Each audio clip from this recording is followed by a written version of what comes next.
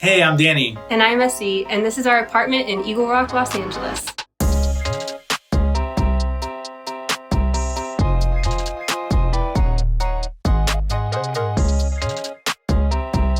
So we've been here in this apartment for about 9 months, and we've managed to decorate it all either for free or almost free, using Facebook Marketplace, Craigslist free, or just finding stuff on the side of the road. A little bit of Goodwill here and there. Craigslist free is our secret weapon. I don't like telling people about it, but now you know. We love to think outside the box for everything that we do, and so decorating the apartment was just another way that we could be like, why do people decorate their apartments this way? Do we need to do that? Could it be like a fun challenge to just see what we can do with less?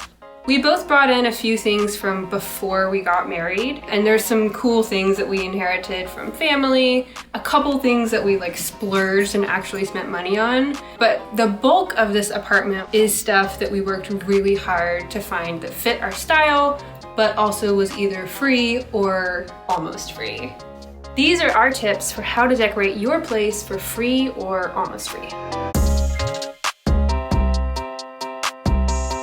Tip number 1 for getting stuff for free is live near a big city. It's probably going to be pretty difficult to find what you're looking for close to you if you live in a small city or rural area. I think Los Angeles is the best place in the whole country to get stuff for free. There's a lot of people in Los Angeles who they have super nice things and their time is better spent making more money than taking the time to list something for sale on Craigslist. Tip number 2, be ready to act quickly. So as soon as it pops up or you get an alert, get in the car and drive before you even know if it's still available sometimes. Because if it's too good to be true, everyone else is going to be on it. And tip number 3 is be patient. Know what you're looking for, make a list, and then just keep looking on Craigslist every day. Sooner or later, it might take a couple months. What you're looking for is gonna pop up for free. A lot of times when we're looking for something free, it doesn't show up. We end up finding another way to get it. And then 2 months or 3 months later, I'll look at Craigslist free and the exact thing we were looking for shows up. And we're like, if we had just waited. If it's not Craigslist free, don't be afraid to negotiate. If something's listed for $100, don't be scared to offer less than that, because a lot of times people will list it knowing they're gonna get less. It's a stranger. Who cares if you offer them $20 less than they posted it for?